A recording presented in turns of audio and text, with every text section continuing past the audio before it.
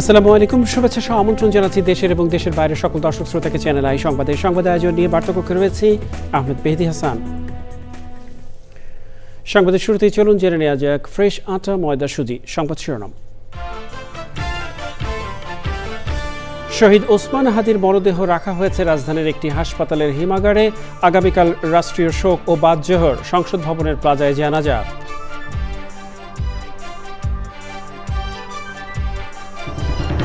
প্রথম আলো daily star কার্যালয় ও ছায়ানটের হামলা ভাঙচুর অগ্নিসংযোগ, 2 সম্পাদককে প্রধান উপদেষ্টার ফোন।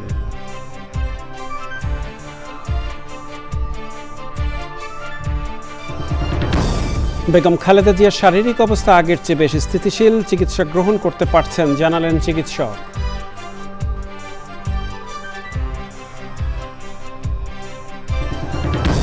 এবং বঞ্চিত মানুষকে স্বস্তি দিতে বিনামূল্যে স্বাস্থ্যসেবা ও কম্বল বিতরণ করেছে প্রকৃতি ও জীবন ফাউন্ডেশন। পরিবেশ বান্ধব প্রযুক্তি ও সময় উপযোগী উদ্যোগের তাগিদ।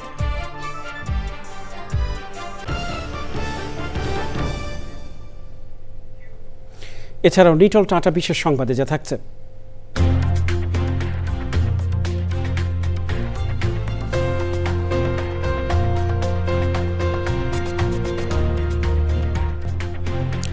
চীনের হুবেই প্রদেশে শিল্প খাতে রোবট প্রযুক্তি ব্যবহারের খবর।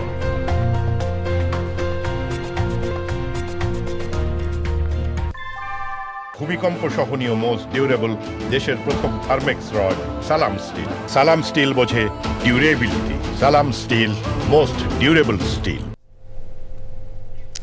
সংবাদ শিরোনামগুলো জানাচ্ছিলাম। প্রিয় দর্শক, এখনকার সংবাদ আয়োজনে একই সঙ্গে চ্যানেলের ইউটিউব চ্যানেলে এবং চ্যানেলের ওটিটি প্ল্যাটফর্ম আই স্ক্রিনে লাইভ স্ট্রিমিং হচ্ছে। যাওয়া যাক বিস্তারিত সংবাদে। কফিনবন্দি হয়ে দেশে ফিরেছেন ইনকিলাব মঞ্চের আহ্বায়ক শহীদ শরীফ ওসমান বিন হাদি। সন্ধ্যা 5:48 সিঙ্গাপুর থেকে তার মরদেহবাহী বিমান শাহজালাল আন্তর্জাতিক বিমানবন্দরে নামে। বিমানবন্দর থেকে হাদির মরদেহ নিয়ে যাওয়া হয় জাতীয় হৃদরোগ ইনস্টিটিউটের হিমঘরে। শনিবার ওসমান হাদির জানাজার নামাজ অনুষ্ঠিত হবে জাতীয় সংসদ ভবনের দক্ষিণ প্লাজায়। তারপর তার মরদেহ নেওয়া হবে ঢাকা বিশ্ববিদ্যালয়ের কেন্দ্রীয় জামে মসজিদে। পরে তাকে কবি কাজী নজরুল ইসলামের সমাধির পাশে দাফন করা হবে বলে জানিয়েছে ইনকিলাব মঞ্চ। আগামীকাল রাষ্ট্রীয় শোক ঘোষণা করেছে সরকার। জুলাই আন্দোলনের অন্যতম যোদ্ধা ওসমান হাদি গত 12 ডিসেম্বর ঢাকার বিজয়নগর এলাকায় গুলিবিদ্ধ হয়েছিলেন।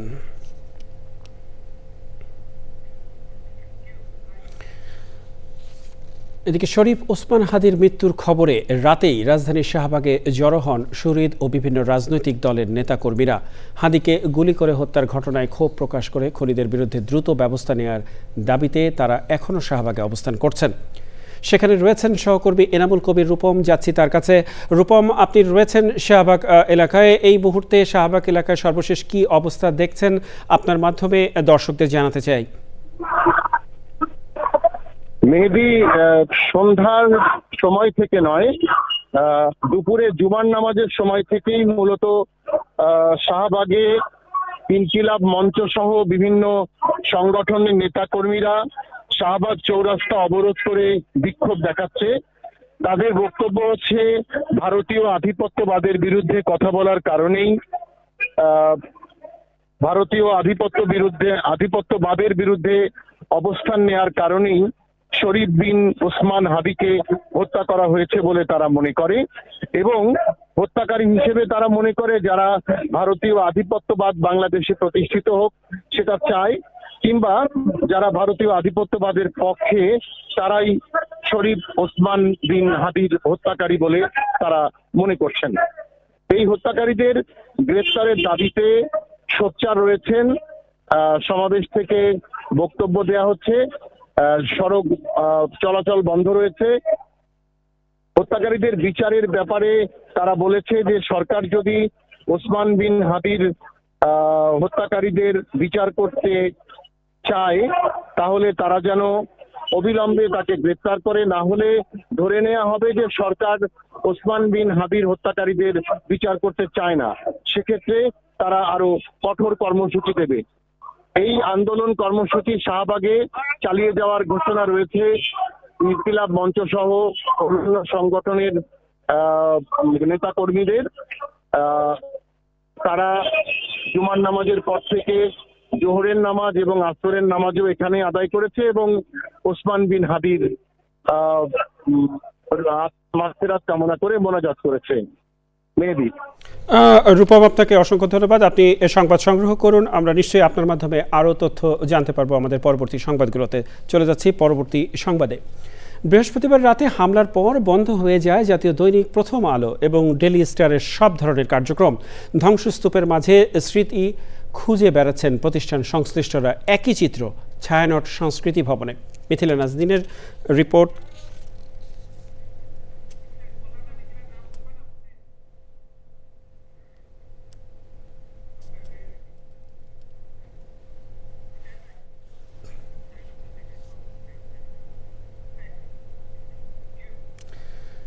এদিকে দৈনিক প্রথম আলো ও ডেইলি স্টার কার্যালয়ে হামলা, ভাঙচুর, অগ্নিসংযোগের ঘটনায় পত্রিকা দুটির সম্পাদকের সঙ্গে টেলিফোনে কথা বলেছেন প্রধান উপদেষ্টা প্রফেসর মোহাম্মদ ইউনূস। প্রথম আলো সম্পাদক মতিউর রহমান এবং ডেইলি স্টার সম্পাদক মাহফুজ আনামের প্রতি গভীর সমবেদনা জানিয়ে প্রধান উপদেষ্টা বলেন, তাদের প্রতিষ্ঠান ও সংবাদকর্মীদের ওপর এই অনাকাঙ্ক্ষিত ও ন্যাক্কারজনক হামলা প্রধান উপদেষ্টাকে গভীরভাবে ব্যথিত করেছে। প্রধান উপদেষ্টা বলেন, দেশের শীর্ষস্থানীয় দুটি গণমাধ্যম প্রতিষ্ঠানের উপর এই হামলা স্বাধীন গণমাধ্যমের উপরে হামলা শামিল। এই ঘটনা দেশের গণতান্ত্রিক অগ্রযাত্রা ও স্বাধীন সাংবাদিকতার পথে এক বিরাট বাধা সৃষ্টি করেছে। টেলিফোন আলাপে সম্পাদকদের ও সংবাদ মাধ্যমগুলোর পূর্ণ নিরাপত্তা এবং প্রয়োজনীয় অন্যান্য সহযোগিতার আশ্বাস দেন প্রধান উপদেষ্টা।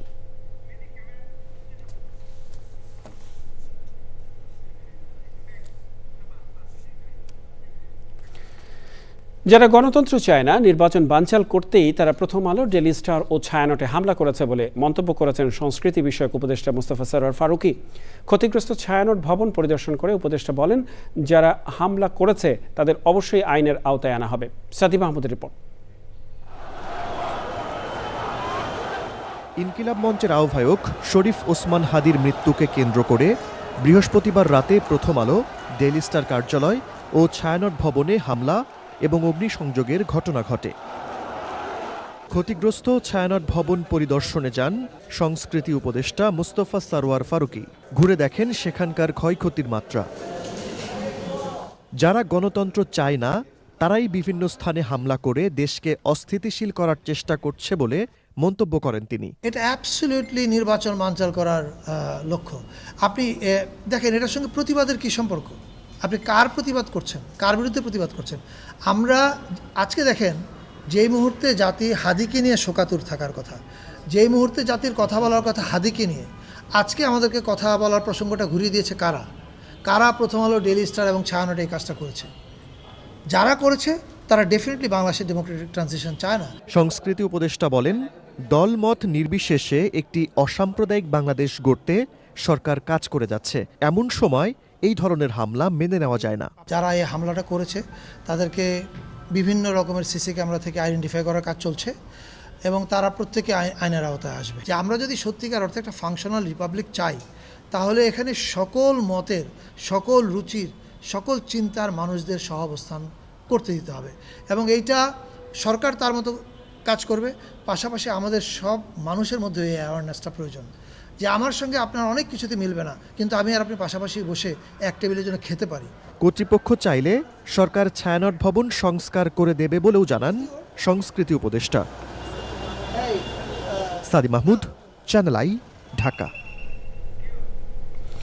দৈনিক ডেইলি স্টার ভবনের সামনে বিক্ষোভকারীদের হাতে হেনস্থার শিকার হয়েছেন সম্পাদক পরিষদের সভাপতি ও নিউ এইজ পত্রিকার সম্পাদক নুরুল কবির। বৃহস্পতিবার রাতে ডেইলি স্টার কার্যালয়ে অগ্নিসংযোগের খবর পেয়ে সেখানে গেলে এই ঘটনা ঘটে।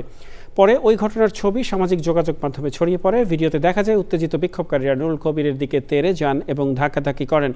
নুরুল কবিরকে হেনস্থার ঘটনায় উদ্বেগ প্রকাশ করে নিন্দা ও প্রতিবাদ জানিয়েছেন সাংবাদিক ও বিশিষ্টজনেরা। পাশাপাশি সাংবাদিক ও গণমাধ্যমের সুরক্ষা নিয়েও উদ্বেগ প্রকাশ করেন তারা।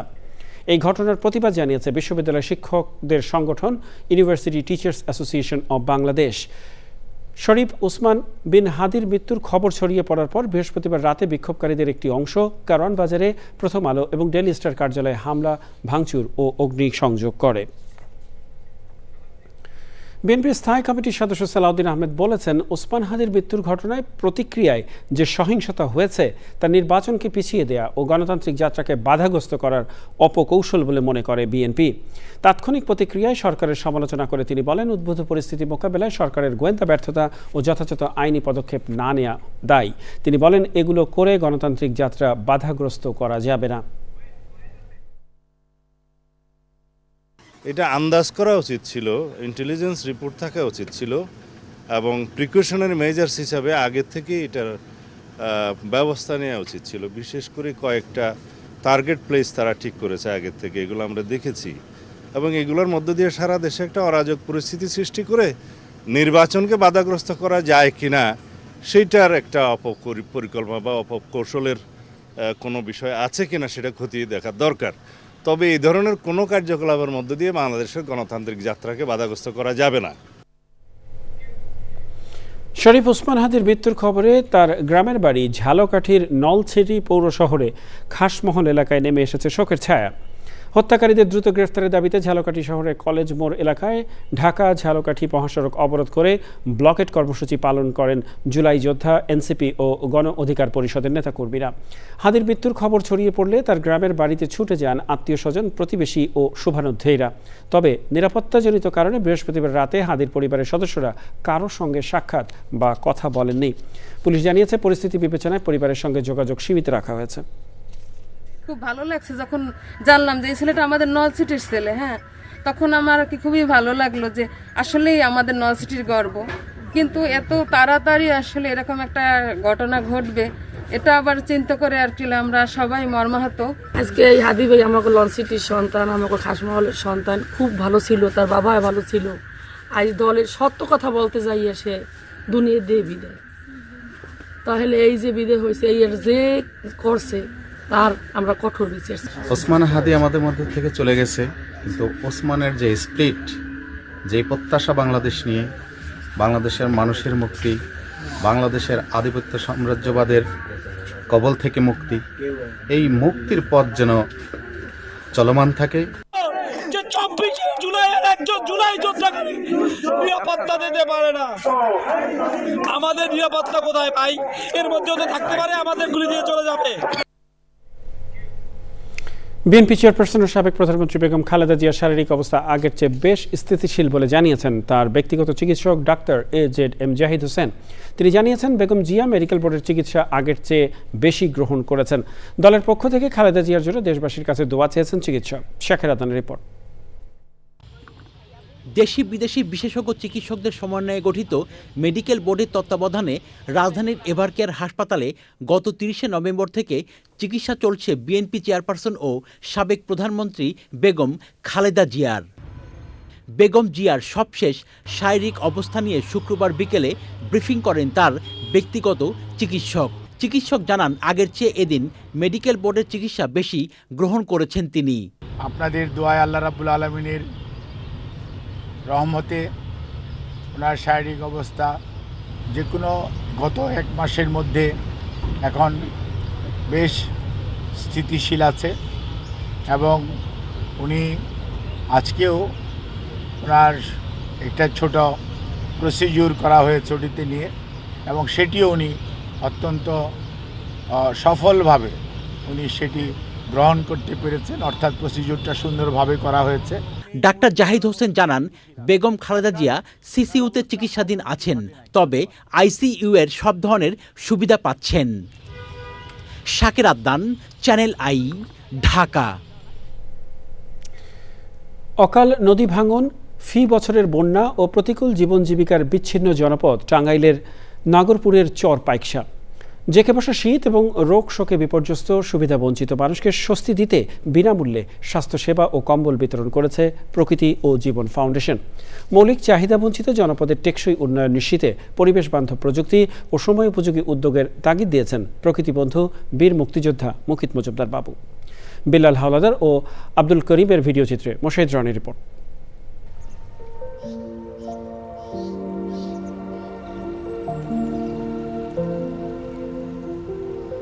টাঙ্গাইলের নাগরপুরের ভূতের মোড়। বিস্তৃত বালুচর ও যমুনা পেরিয়ে বিচ্ছিন্ন জনপদ চর পাইকশা।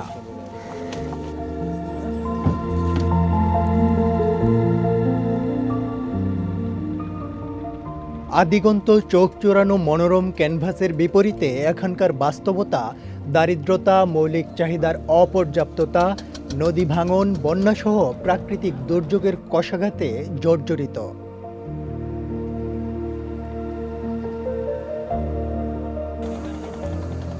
পঞ্চম শিল্প বিপ্লব কিংবা হাল আমলের আধুনিক সকল ব্যবস্থাপনা ও এখানকার মানুষের বাস্তবতার দূরত্ব যেন আলোকবর্ষ সম। নৌকার পাশাপাশি সাবেকি ঘোড়ার গাড়ি ও সীমিত পরিসরে চলা মোটরসাইকেলই এখানকার যাতায়াতের অবলম্বন।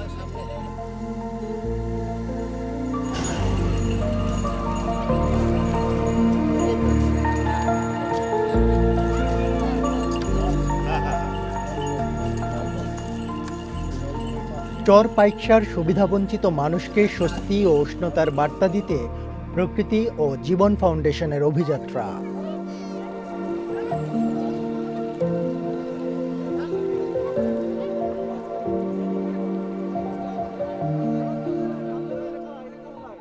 এখানে যে আমরা স্লিপ পেয়েছিলাম, কম্বল নিলাম।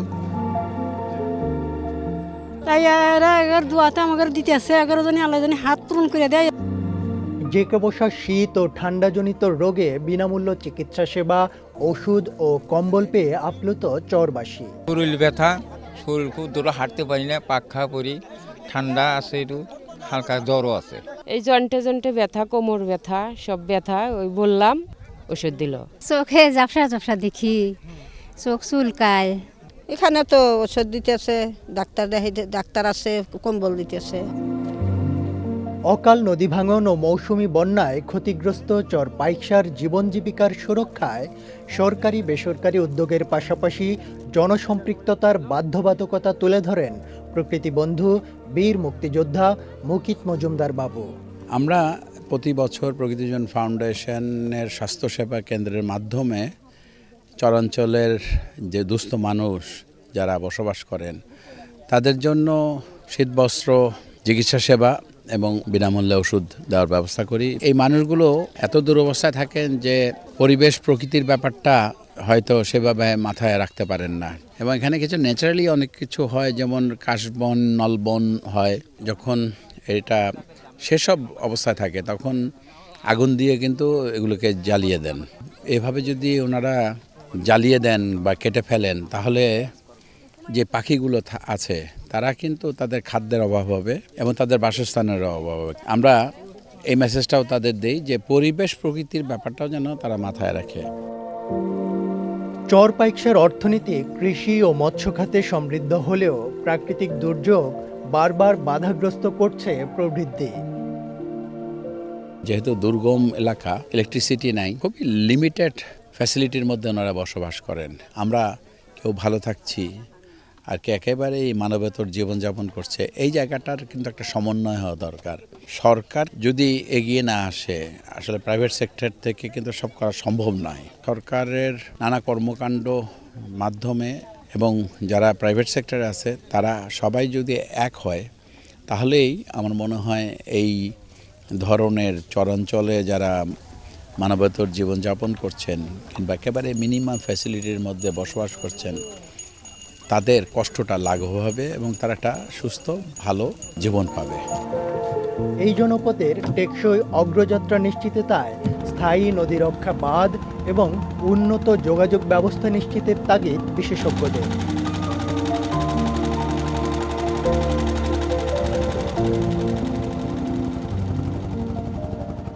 Moshahid Roni, channel I, Tangail. প্রিয় দর্শক, সময় হলো কিছুক্ষণের বিরতি নেবার, আর বিরতির পরে আরও যা থাকছে। যুক্তরাষ্ট্রের ব্রাউন ইউনিভার্সিটিতে গুলিবর্ষণের ঘটনায় সন্দেহভাজন ক্লদিও নেভেজ ভ্যালেন্তের মরদেহ উদ্ধার। তিনি একজন পর্তুগিজ নাগরিক। বিরতির পর আবার ফিরে এলাম চ্যানেল আই সংবাদে। প্রায় 18 বছর পর দেশে ফিরছেন বিএনপির ভারপ্রাপ্ত চেয়ারম্যান তারেক রহমান। তবে প্রত্যাবর্তনকে স্মরণীয় করতে ব্যাপক প্রস্তুতি নিচ্ছে বিএনপি। রাজধানীর 300 ফিট এলাকায় সংবর্ধনা দেওয়ার প্রস্তুতি নিচ্ছে দলটি। তারেক রহমানকে বরণ ঘিরে নিরাপত্তা ও সংবর্ধনার প্রস্তুতি চূড়ান্ত পর্যায়ে রয়েছে বলে জানিয়েছেন নেতারা। রয়েছে আক্তার হোসেনের রিপোর্টে বিস্তারিত। দেড় যুগ নির্বাসিত জীবনের ইতি টেনে 25শে ডিসেম্বর দেশে ফিরছেন তারেক রহমান। দেশে ফেরার ঘোষণায় তৃণমূল পর্যায়ের নেতাকর্মীদের মধ্যে বিরাজ করছে উদ্দীপনা। শীর্ষ নেতার প্রত্যাবর্তনকে স্মরণীয় ও বরণীয় করতে ব্যাপক প্রস্তুতি নিচ্ছে বিএনপি। নেতারা জানান, বিমানবন্দর থেকে সরাসরি রাজধানীর এভারকেয়ার হাসপাতালে যাবেন তারেক রহমান। যাত্রাপথে 300 ফিটে নাগরিক সংবর্ধনার আয়োজন করা হবে। ইতোমধ্যেই যাতায়াত এবং সম্ভাব্য অনুষ্ঠানস্থল পরিদর্শন করেছেন নেতারা। সেটা আমরা এখন ফাইনাল করব আজকে। 300 ফিটেই করা। এটা হচ্ছে জনসভা নয়, এটা হচ্ছে তিনি জনগণের সামনে উপস্থিত হবেন, জনগণকে ধন্যবাদ জানাবেন এবং কৃতজ্ঞতা জানাবেন তার স্বদেশ প্রত্যাবর্তন উপলক্ষে। এটা আমরা 300 ফিটের মধ্যেই করতে চাচ্ছি। অনুষ্ঠানে বাড়তি কোনো আয়োজন না থাকলেও মানুষের উচ্ছ্বাস এবং বাঁধভাঙা উপস্থিতি হবে স্মরণীয়। সেদিন ঢাকায় তারুণ্যের জোয়ার বইবে বলে মনে করেন ছাত্রদলের নেতারা। জাতীয়তাবাদী ছাত্রদলের আবেগ অনুভূতির অবিকল্প শব্দ তারেক রহমান। তিনি দীর্ঘদিন পরে দেশে আসবেন, এটা আমাদের জীবনের সবচেয়ে বড় আবেগ। সুতরাং সেদিন বাংলাদেশের তরুণরা তারেক রহমানকে কিভাবে গ্রহণ করবেন, তাকে কিভাবে অভ্যর্থনা জানাবেন, সেই জন্য সারা বাংলাদেশের তরুণরা উন্মুখ হয়ে আছে। ছাত্রদল যেভাবে উন্মুখ হয়ে আছে, আমি মনে করি যে বাংলাদেশের গণতন্ত্রকামী তরুণরা সবাই এবং পুরো বাংলাদেশ তারেক রহমানের অপেক্ষায় আছে। এটি একটা ঐতিহাসিক মুহূর্ত হবে এবং বাংলাদেশ জাতীয়তাবাদী ছাত্রদল ইতিমধ্যে সকল প্রস্তুতি সম্পূর্ণ করেছে। আমাদের সারা দেশ থেকে নেতাকর্মীরা ইনশাল্লাহ ঢাকাতে 24 তারিখের মধ্যে চলে আসবে। ইতিমধ্যেই ট্রাভেল পাস সংগ্রহ ও বিমানের টিকিট কাটা হয়েছে তারেক রহমানের। বাংলাদেশ এয়ারলাইন্সের একটি ফ্লাইটে ওই দিন বেলা 12টায় তার ঢাকায় পৌঁছানোর কথা রয়েছে। Akhtar Hossain, Channel I, Dhaka. ইনকিলাব মঞ্চের আহ্বায়ক শরীফ ওসমান হাদির মৃত্যুতে রাত থেকে দেশের বিভিন্ন স্থানে বিক্ষোভ সমাবেশ চলছে। প্রতিনিধিদের পাঠানো তথ্য ও ভিডিও চিত্রে রাজীব আহমেদের রিপোর্ট।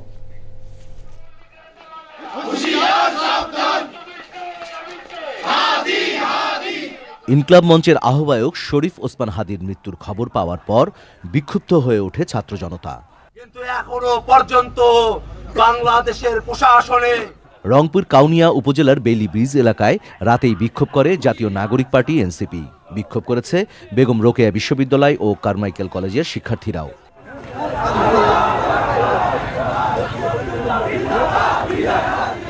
নোয়াখালীর মাইজদির প্রধান সড়কে অবস্থান নিয়ে বিক্ষোভ করে ছাত্র জনতা। হাদি হত্যাকাণ্ডে জড়িতদের দ্রুত গ্রেফতারের দাবি জানান তারা। নোয়াখালী বিজ্ঞান ও প্রযুক্তি বিশ্ববিদ্যালয়ে বিক্ষোভ মিছিল করেছে শিক্ষার্থীরা। বিক্ষোভ মিছিল হয়েছে চাঁদপুর বিজ্ঞান ও প্রযুক্তি বিশ্ববিদ্যালয়ে। বৃহস্পতিবার গভীর রাতে আগুন জ্বালিয়ে তারা বিক্ষোভে অংশ নেয়। ফেনীতেও বিক্ষোভ করেছেন এনসিপি সহ বিভিন্ন দলের নেতাকর্মীরা। Rajib Ahmed, channel I. যুক্তরাষ্ট্রের ব্রাউন ইউনিভার্সিটিতে গত সপ্তাহে সংঘটিত গুলিবর্ষণের ঘটনায় সন্দেহভাজনকে নিউ হ্যাম্পশায়ারের সেলেমে একটি স্টোরেজ ইউনিটে মৃত অবস্থায় পাওয়া গেছে বলে জানিয়েছে পুলিশ। 6 দিন ধরে চলা তল্লাশির পর তার মরদেহ উদ্ধার হয়। পুলিশ জানিয়েছে সন্দেহভাজনের নাম ক্লদিও নেভেস ভ্যালেন্তে। তিনি একজন পর্তুগিজ নাগরিক এবং প্রায় 25 বছর আগে রোড আইল্যান্ডের প্রভিডেন্সে অবস্থিত ব্রাউন ইউনিভার্সিটিতে পড়াশোনা করেছিলেন।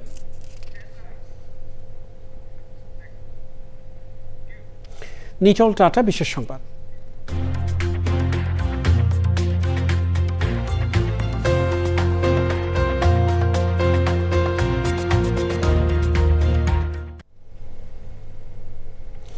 চীনের হুবেই প্রদেশে শিল্প খাতে রোবট প্রযুক্তির ব্যবহার হচ্ছে। মিডিয়া গ্রুপের কারখানায় মানবাকৃতির রোবট মিরো সফলভাবে উৎপাদন কার্যক্রমে অংশ নিচ্ছে। এর যন্ত্র বহন, তদারকি ও ত্রিমাত্রিক কোয়ালিটি চেকের মতো জটিল কাজ করছে। এর ফলে উৎপাদন দক্ষতা বেড়েছে 80%, আর সমস্যার সমাধানে সময় কমেছে ঘন্টা থেকে সেকেন্ডে। এআই চালিত ইয়োটা রোবটও পণ্যের মান পরীক্ষায় নিযুক্ত রয়েছে। বিশেষজ্ঞদের মতে শিল্প বিপ্লবের এই নতুন ধারণা তাদের প্রযুক্তি খাতকে আরও বেশি সমৃদ্ধ করছে।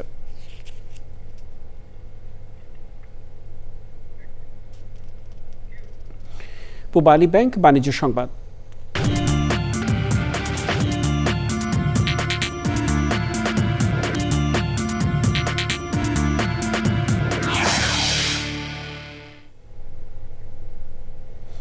দেশের বৈদেশিক মুদ্রার রিজার্ভ আরও বেড়েছে। কেন্দ্রীয় ব্যাংকের সবশেষ তথ্য অনুযায়ী দেশের মোট রিজার্ভের পরিমাণ ৩২.57 বিলিয়ন ডলারে দাঁড়িয়েছে।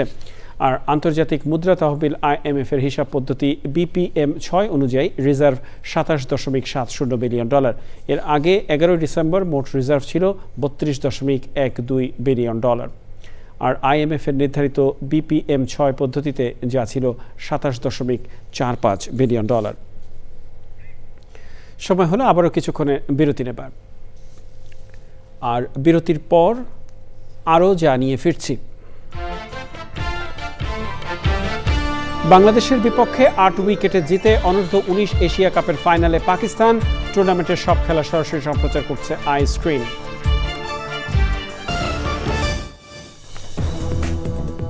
আমন্ত্রণ আরও একবার চ্যানেল আই সংবাদে।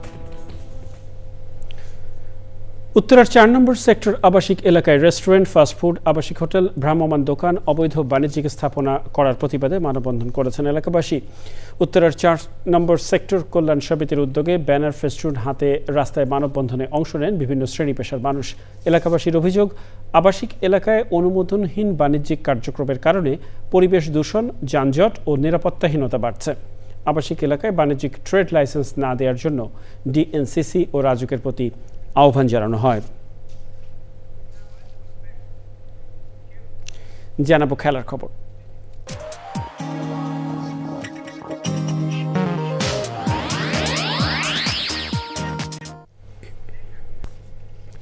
প্রিয় দর্শক, সংবাদের শেষ প্রান্তে আমরা চলুন আরও একবার জেনে নেওয়া যাক যা ছিল এখনকার ফ্রেশ আটা ময়দা সুজি সংবাদ শিরোনামে। শহীদ ওসমান হাদির মরদেহ রাখা হয়েছে রাজধানীর একটি হাসপাতালের হিমাগারে। আগামীকাল রাষ্ট্রীয় শোক ও বাদ জোহর সংসদ ভবনের প্লাজায় জানাজা।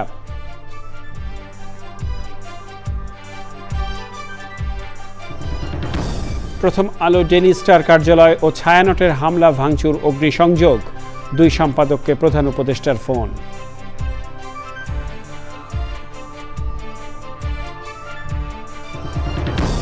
বেগম খালেদা জিয়ার শারীরিক অবস্থা আগের চেয়ে বেশ স্থিতিশীল, চিকিৎসা গ্রহণ করতে পারছেন জানালেন চিকিৎসক।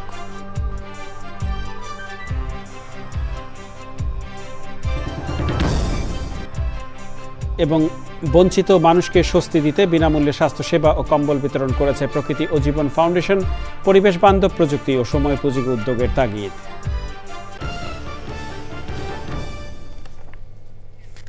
প্রিয় দর্শক, এরই সাথে শেষ করছি এখনকার সংবাদ আয়োজন। সংবাদে এতক্ষণ আমাদের সাথে থাকার জন্য সংবাদ টিভির সবার পক্ষ থেকে আপনাদের আবারও শুভেচ্ছা।